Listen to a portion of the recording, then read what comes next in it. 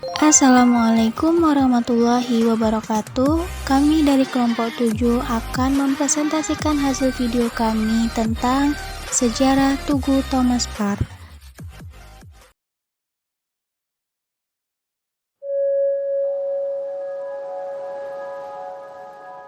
Monumen Park atau disebut dengan Tugu Thomas Park merupakan bangunan yang sudah berdiri lebih dari 2 abad. Oleh pemerintah setempat, tugu ini dijadikan sebagai cagar budaya. Tugu Thomas Park terletak di Jalan Ahmad Yani atau tepatnya di subdistrik Kampung Cina di kota Bengkulu.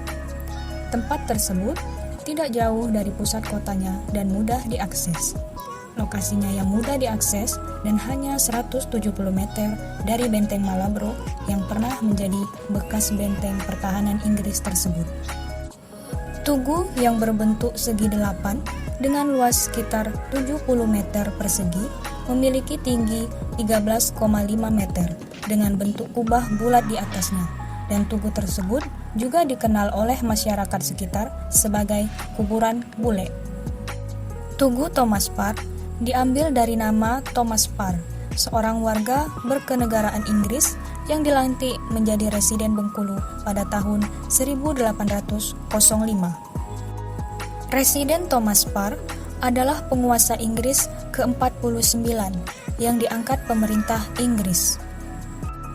Thomas Parr terkenal bertangan besi dan kejam terhadap rakyat Bengkulu, terutama pada penduduk yang menolak untuk menanam kopi. Mereka akan dipanggang di bawah panasnya matahari dan saat kehausan diberi minum air kencing. Bagi mereka yang melawan, akan diseret dan dijadikan tontonan saat mengalami penyiksaan. Parr juga sering meludahi dan memecut kuli-kuli yang menandunya. Suasana di Bengkulu mencekam saat kepemimpinan Thomas Parr.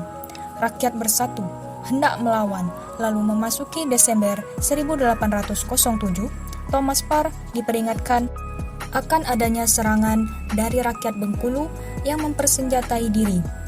Namun, besar rasa sombong Thomas Parr hingga ia mengabaikan peringatan itu.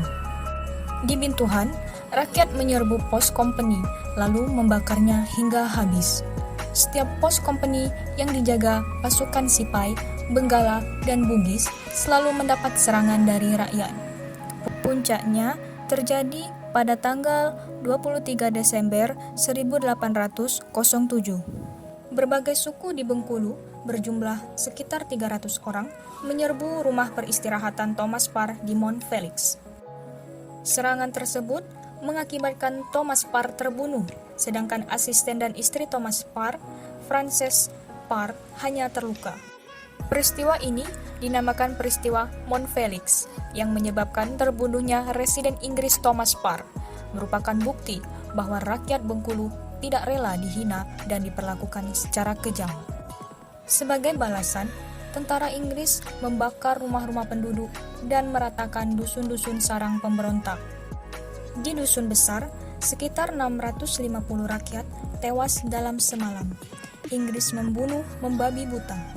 Mereka menangkap Adipati Lagan, Adipati Pagardewa, dan Adipati Sukarami yang dibunuh dengan sadis, yakni diikat di bibir meriam yang ditembakkan. Setelah peristiwa besar itu terjadi, dibangunlah sebuah monumen Thomas Parr. Monumen yang tampak megah itu juga dibangun atas kerja rodi paksa, dan sampai sekarang monumen Thomas Parr masih berdiri gagah di Bengkulu.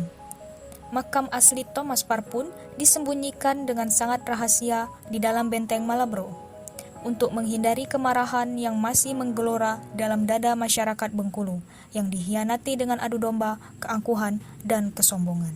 Assalamualaikum warahmatullahi wabarakatuh, Pak.